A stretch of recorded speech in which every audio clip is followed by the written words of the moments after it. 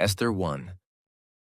Now in the days of Ahasuerus, the Ahasuerus who reigned from India to Ethiopia over 127 provinces, in those days when King Ahasuerus sat on his royal throne in Susa, the citadel, in the 3rd year of his reign, he gave a feast for all his officials and servants. The army of Persia and Media and the nobles and governors of the provinces were before him, while he showed the riches of his royal glory and the splendor and pomp of his greatness for many days, 180 days.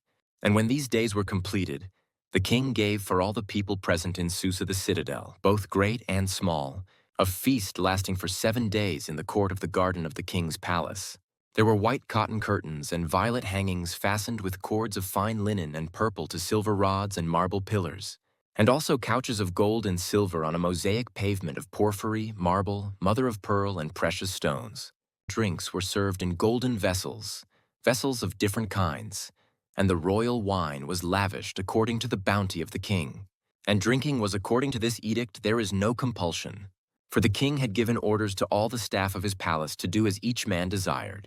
Queen Vashti also gave a feast for the women in the palace that belonged to King Ahasuerus. On the 7th day, when the heart of the king was merry with wine, he commanded Mehuman, Biztha, Harbona, Bigtha and Abagtha, Zethar and Carcas, the 7 eunuchs who served in the presence of King Ahasuerus, to bring Queen Vashti before the king with her royal crown, in order to show the peoples and the princes her beauty, for she was lovely to look at. But Queen Vashti refused to come at the king's command delivered by the eunuchs. At this the king became enraged, and his anger burned within him. Then the king said to the wise men who knew the times for this, was the king's procedure toward all who were versed in law and judgment. The men next to him being Karshena, Shethar, Admatha, Tarshish, Maris Marsena, and Memucan, the 7 princes of Persia and Media, who saw the king's face, and sat first in the kingdom, according to the law, what is to be done to Queen Vashti, because she has not performed the command of King Ahasuerus, delivered by the eunuchs? Then Memucan said in the presence of the king and the officials, not only against the king has Queen Vashti done wrong, but also against all the officials and all the peoples who are in all the provinces of King Ahasuerus. For the queen's behavior will be made known to all women, causing them to look at their husbands with contempt, since they will say, King Ahasuerus commanded Queen Vashti to be brought before him, and she did not come. This very day the noble women of Persia and Media, who have heard of the queen's behavior, will say the same to all the king's officials, and there will be contempt and wrath in plenty. If it please the king, let a royal order go out from him, and let it be written among the laws of the Persians and the Medes, so that it may not be repealed, that Vashti is never again to come before King Ahasuerus. And let the king give her royal position to another who is better than she. So when the decree made by the king is proclaimed throughout all his kingdom, for it is vast, all women will give honor to their husbands, high and low alike. This advice pleased the king and the princes, and the king did as Memucan proposed.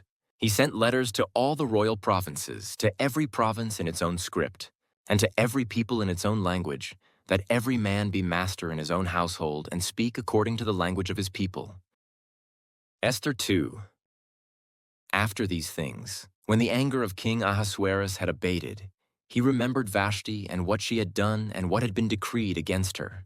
Then the king's young men who attended him said, let beautiful young virgins be sought out for the king, and let the king appoint officers in all the provinces of his kingdom, to gather all the beautiful young virgins to the harem in Susa, the citadel, under custody of Haggai, the king's eunuch, who is in charge of the women. Let their cosmetics be given them, and let the young woman who pleases the king be queen instead of Vashti. This pleased the king, and he did so. Now there was a Jew in Susa the citadel whose name was Mordecai, the son of Jair, son of Shimei, son of Kish, a Benjaminite, who had been carried away from Jerusalem among the captives, carried away with Jeconiah king of Judah, whom Nebuchadnezzar king of Babylon had carried away. He was bringing up Hadassah, that is Esther, the daughter of his uncle, for she had neither father nor mother. The young woman had a beautiful figure and was lovely to look at. And when her father and her mother died, Mordecai took her as his own daughter. So when the king's order and his edict were proclaimed, and when many young women were gathered in Susa, the citadel in custody of Haggai. Esther also was taken into the king's palace and put in custody of Haggai, who had charge of the women. And the young woman pleased him and won his favor. And he quickly provided her with her cosmetics and her portion of food, and with 7 chosen young women from the king's palace, and advanced her and her young women to the best place in the harem. Esther had not made known her people or kindred, for Mordecai had commanded her not to make it known. And every day Mordecai walked in front of the court of the harem to learn how Esther was and what was happening to her. Now when the turn came for each young woman to go into King Ahasuerus, after being 12 months under the regulations for the women, since this was the regular period of their beautifying 6 months with oil of myrrh and 6 months with spices and ointments for women, when the young woman went into the king in this way, she was given whatever she desired to take with her from the harem to the king's palace. In the evening she would go in, and in the morning she would return to the second harem in custody of Shashgaz, the king's eunuch, who was in charge of the concubines. She would not go into the king again, unless the king delighted in her and she was summoned by name. When the turn came for Esther, the daughter of Abihail, the uncle of Mordecai, who had taken her as his own daughter, to go into the king, she asked for nothing except what Haggai, the king's eunuch, who had charge of the women, advised. Now Esther was winning favor in the eyes of all who saw her. And when Esther was taken to King Ahasuerus, into his royal palace, in the 10th month, which is the month of Tebeth, in the 7th year of his reign, the king loved Esther more than all the women, and she won grace and favor in his sight more than all the virgins, so that he set the royal crown on her head and made her queen instead of Vashti. Then the king gave a great feast for all his officials and servants. It was Esther's feast. He also granted a remission of taxes to the provinces and gave gifts with royal generosity. Now when the virgins were gathered together the second time, Mordecai was sitting at the king's gate. Esther had not made known her kindred or her people, as Mordecai had commanded her, for Esther obeyed Mordecai just as when she was brought up by him.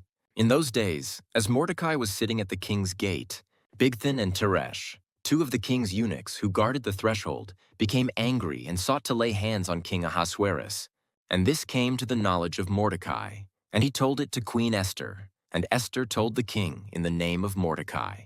When the affair was investigated and found to be so, the men were both hanged on the gallows, and it was recorded in the book of the Chronicles in the presence of the king. Esther 3. After these things, King Ahasuerus promoted Haman, the Agagite, the son of Hammedatha, and advanced him and set his throne above all the officials who were with him. And all the king's servants who were at the king's gate bowed down and paid homage to Haman, for the king had so commanded concerning him. But Mordecai did not bow down or pay homage. Then the king's servants who were at the king's gate said to Mordecai, "Why do you transgress the king's command?" And when they spoke to him day after day, and he would not listen to them, they told Haman, in order to see whether Mordecai's words would stand, for he had told them that he was a Jew. And when Haman saw that Mordecai did not bow down or pay homage to him, Haman was filled with fury. But he disdained to lay hands on Mordecai alone. So, as they had made known to him, the people of Mordecai, Haman sought to destroy all the Jews, the people of Mordecai, throughout the whole kingdom of Ahasuerus. In the 1st month, which is the month of Nisan, in the 12th year of King Ahasuerus, they cast that is, they cast lots before Haman day after day. And they cast it month after month till the 12th month, which is the month of Adar. Then Haman said to King Ahasuerus, "There is a certain people scattered abroad and dispersed among the peoples in all the provinces of your kingdom.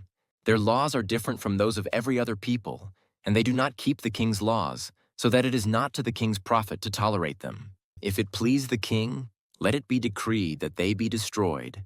And I will pay 10,000 talents of silver into the hands of those who have charge of the king's business, that they may put it into the king's treasuries." So the king took his signet ring from his hand and gave it to Haman the Agagite, the son of Hammedatha, the enemy of the Jews. And the king said to Haman, "The money is given to you, the people also, to do with them as it seems good to you." Then the king's scribes were summoned on the 13th day of the 1st month, and an edict, according to all that Haman commanded, was written to the king's satraps and to the governors over all the provinces and to the officials of all the peoples, to every province in its own script and every people in its own language. It was written in the name of King Ahasuerus and sealed with the king's signet ring. Letters were sent by couriers to all the king's provinces with instruction to destroy, to kill, and to annihilate all Jews, young and old, women and children, in one day, the 13th day of the 12th month, which is the month of Adar, and to plunder their goods. A copy of the document was to be issued as a decree in every province by proclamation to all the peoples to be ready for that day. The couriers went out hurriedly by order of the king, and the decree was issued in Susa the citadel. And the king and Haman sat down to drink, but the city of Susa was thrown into confusion. Esther 4. When Mordecai learned all that had been done, Mordecai tore his clothes and put on sackcloth and ashes, and went out into the midst of the city. And he cried out with a loud and bitter cry. He went up to the entrance of the king's gate, for no one was allowed to enter the king's gate clothed in sackcloth. And in every province, wherever the king's command and his decree reached, there was great mourning among the Jews, with fasting and weeping and lamenting, and many of them lay in sackcloth and ashes. When Esther's young women and her eunuchs came and told her, the queen was deeply distressed. She sent garments to clothe Mordecai so that he might take off his sackcloth, but he would not accept them. Then Esther called for Hathach, one of the king's eunuchs, who had been appointed to attend her, and ordered him to go to Mordecai to learn what this was and why it was. Hathach went out to Mordecai in the open square of the city in front of the king's gate. And Mordecai told him all that had happened to him, and the exact sum of money that Haman had promised to pay into the king's treasuries for the destruction of the Jews. Mordecai also gave him a copy of the written decree issued in Susa for their destruction, that he might show it to Esther and explain it to her and command her to go to the king to beg his favor and plead with him on behalf of her people. And Hathach went and told Esther what Mordecai had said.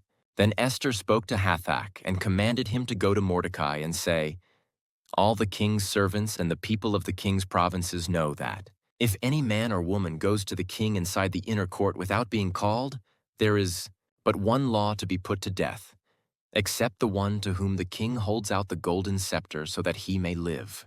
But as for me, I have not been called to come in to the king these 30 days. And they told Mordecai what Esther had said.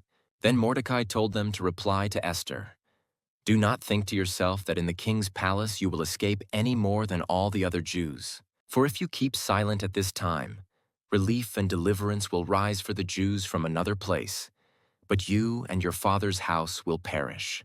And who knows whether you have not come to the kingdom for such a time as this?" Then Esther told them to reply to Mordecai, "Go, gather all the Jews to be found in Susa, and hold a fast on my behalf, and do not eat or drink for 3 days, night or day. I and my young women will also fast as you do. Then I will go to the king, though it is against the law, and if I perish, I perish." Mordecai then went away and did everything as Esther had ordered him. Esther 5. On the 3rd day, Esther put on her royal robes and stood in the inner court of the king's palace, in front of the king's quarters, while the king was sitting on his royal throne inside the throne room opposite the entrance to the palace. And when the king saw Queen Esther standing in the court, she won favor in his sight, and he held out to Esther the golden scepter that was in his hand. Then Esther approached and touched the tip of the scepter, and the king said to her, "What is it, Queen Esther? What is your request? It shall be given you, even to the half of my kingdom." And Esther said, "If it please the king, let the king and Haman come today to a feast that I have prepared for the king." Then the king said, "Bring Haman quickly, so that we may do as Esther has asked." So the king and Haman came to the feast that Esther had prepared. And as they were drinking wine after the feast, the king said to Esther, "What is your wish? It shall be granted you. And what is your request? Even to the half of my kingdom it shall be fulfilled." Then Esther answered, "My wish and my request is, if I have found favor in the sight of the king, and if it please the king to grant my wish and fulfill my request, let the king and Haman come to the feast that I will prepare for them, and tomorrow I will do as the king has said." And Haman went out that day joyful and glad of heart. But when Haman saw Mordecai in the king's gate, that he neither rose nor trembled before him, he was filled with wrath against Mordecai. Nevertheless, Haman restrained himself and went home, and he sent and brought his friends and his wife Zeresh. And Haman recounted to them the splendor of his riches, the number of his sons, all the promotions with which the king had honored him, and how he had advanced him above the officials and the servants of the king. Then Haman said, "Even Queen Esther, let no one but me come with the king to the feast she prepared. And tomorrow also I am invited by her together with the king. Yet all this is worth nothing to me, so long as I see Mordecai the Jew sitting at the king's gate."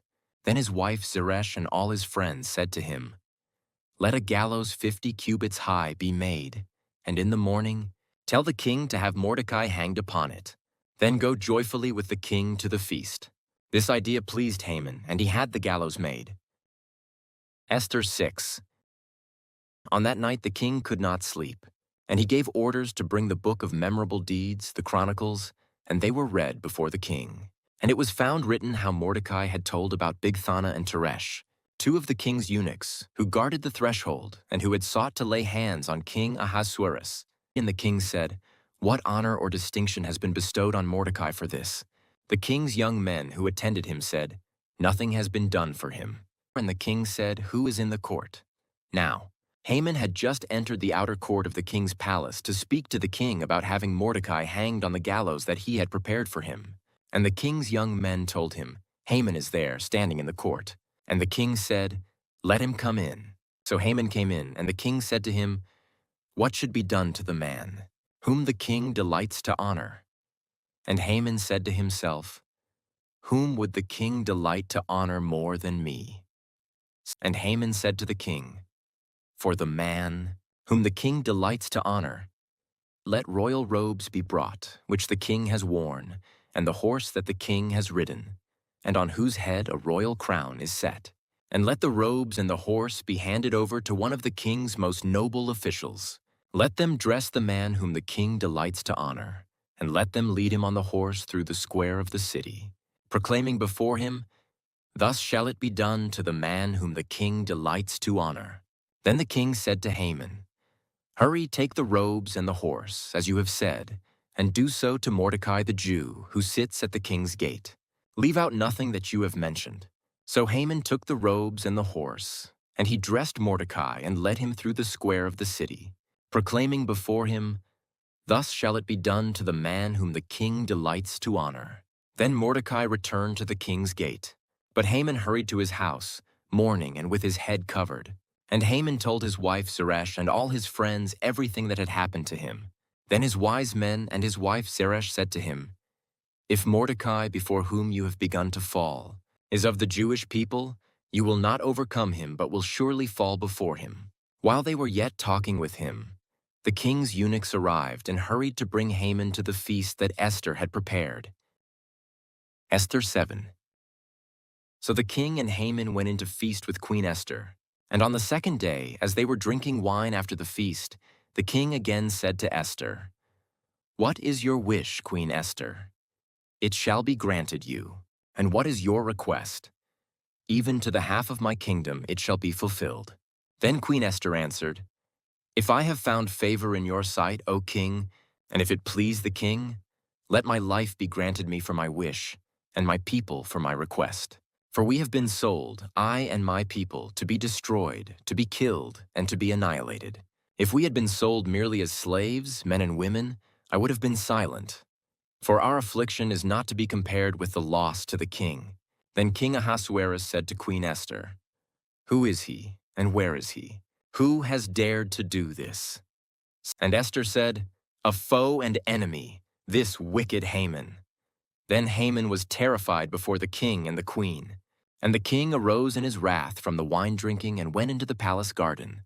But Haman stayed to beg for his life from Queen Esther, for he saw that harm was determined against him by the king. And the king returned from the palace garden to the place where they were drinking wine, as Haman was falling on the couch where Esther was. And the king said, "Will he even assault the queen in my presence, in my own house?"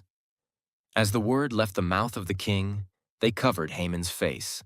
Then Harbona, one of the eunuchs in attendance on the king, said, "Moreover, the gallows that Haman has prepared for Mordecai, whose word saved the king, is standing at Haman's house, 50 cubits high." And the king said, "Hang him on that." So they hanged Haman on the gallows that he had prepared for Mordecai. Then the wrath of the king abated. Esther 8. On that day, King Ahasuerus gave to Queen Esther the house of Haman, the enemy of the Jews. And Mordecai came before the king, for Esther had told what he was to her. And the king took off his signet ring, which he had taken from Haman, and gave it to Mordecai. And Esther set Mordecai over the house of Haman. Then Esther spoke again to the king. She fell at his feet and wept and pleaded with him to avert the evil plan of Haman the Agagite and the plot that he had devised against the Jews. When the king held out the golden scepter to Esther, Esther rose and stood before the king. And she said, "If it please the king, and if I have found favor in his sight, and if the thing seems right before the king, and I am pleasing in his eyes, let an order be written to revoke the letters devised by Haman the Agagite, the son of Hammedatha, which he wrote to destroy the Jews who are in all the provinces of the king. For how can I bear to see the calamity that is coming to my people? Or how can I bear to see the destruction of my kindred?" Then King Ahasuerus said to Queen Esther and to Mordecai the Jew, "Behold, I have given Esther the house of Haman, and they have hanged him on the gallows because he intended to lay hands on the Jews. But you may write as you please with regard to the Jews in the name of the king, and seal it with the king's ring, for an edict written in the name of the king and sealed with the king's ring cannot be revoked." The king's scribes were summoned at that time, in the 3rd month, which is the month of Sivan, on the 23rd day. And an edict was written, according to all that Mordecai commanded concerning the Jews, to the satraps, and the governors and the officials of the provinces from India to Ethiopia, 127 provinces, to each province in its own script, and to each people in its own language, and also to the Jews in their script and their language. And he wrote in the name of King Ahasuerus and sealed it with the king's signet ring. Then he sent the letters by mounted couriers riding on swift horses that were used in the king's service, bred from the royal stud, saying that the king allowed the Jews who were in every city to gather and defend their lives, to destroy, to kill, and to annihilate any armed force of any people or province that might attack them, children and women included, and to plunder their goods. On one day throughout all the provinces of King Ahasuerus, on the 13th day of the 12th month, which is the month of Adar, a copy of what was written was to be issued as a decree in every province, being publicly displayed to all peoples, and the Jews were to be ready on that day to take vengeance on their enemies. So the couriers, mounted on their swift horses that were used in the king's service, rode out hurriedly, urged by the king's command. And the decree was issued in Susa the citadel. Then Mordecai went out from the presence of the king in royal robes of blue and white, with a great golden crown and a robe of fine linen and purple, and the city of Susa shouted and rejoiced. The Jews had light and gladness and joy and honor. And in every province and in every city, wherever the king's command and his edict reached, there was gladness and joy among the Jews, a feast and a holiday. And many from the peoples of the country declared themselves Jews, for fear of the Jews had fallen on them. Esther 9. Now in the 12th month, which is the month of Adar, on the 13th day of the same, when the king's command and edict were about to be carried out, on the very day when the enemies of the Jews hoped to gain the mastery over them, the reverse occurred. The Jews gained mastery over those who hated them. The Jews gathered in their cities throughout all the provinces of King Ahasuerus to lay hands on those who sought their harm. And no one could stand against them, for the fear of them had fallen on all peoples. All the officials of the provinces and the satraps and the governors and the royal agents also helped the Jews, for the fear of Mordecai had fallen on them. For Mordecai was great in the king's house, and his fame spread throughout all the provinces. For the man Mordecai grew more and more powerful. The Jews struck all their enemies with the sword, killing and destroying them, and did as they pleased to those who hated them. In Susa the citadel itself, the Jews killed and destroyed 500 men, and also killed Parshandatha and Dalphon and Aspatha, and Poratha and Adalia and Aridatha, and Parmashta and Arisai and Aridai and Vizatha, the 10 sons of Haman, the son of Hammedatha, the enemy of the Jews, but they laid no hand on the plunder. That very day the number of those killed in Susa the citadel was reported to the king. And the king said to Queen Esther, "In Susa the citadel the Jews have killed and destroyed 500 men, and also the 10 sons of Haman. What then have they done in the rest of the king's provinces?" Now what is your wish? It shall be granted you. And what further is your request? It shall be fulfilled. And Esther said, If it please the king, let the Jews who are in Susa be allowed tomorrow also to do according to this day's edict, and let the 10 sons of Haman be hanged on the gallows. So the king commanded this to be done. A decree was issued in Susa, and the 10 sons of Haman were hanged. The Jews who were in Susa gathered also on the 14th day of the month of Adar, and they killed 300 men in Susa, but they laid no hands on the plunder. Now the rest of the Jews who were in the king's provinces also gathered to defend their lives, and got relief from their enemies, and killed 75,000 of those who hated them. But they laid no hands on the plunder. This was on the 13th day of the month of Adar, and on the 14th day they rested and made that a day of feasting and gladness. But the Jews who were in Susa gathered on the 13th day and on the 14th, and rested on the 15th day, making that a day of feasting and gladness. Therefore the Jews of the villages, who live in the rural towns, hold the 14th day of the month of Adar as a day for gladness and feasting, as a holiday, and as a day on which they send gifts of food to one another. And Mordecai recorded these things and sent letters to all the Jews who were in all the provinces of King Ahasuerus, both near and far, obliging them to keep the 14th day of the month Adar, and also the 15th day of the same, year by year, as the days on which the Jews got relief from their enemies, and as the month that had been turned for them from sorrow into gladness, and from mourning into a holiday, that they should make them days of feasting and gladness, days for sending gifts of food to one another and gifts to the poor. So the Jews accepted what they had started to do, and what Mordecai had written to them.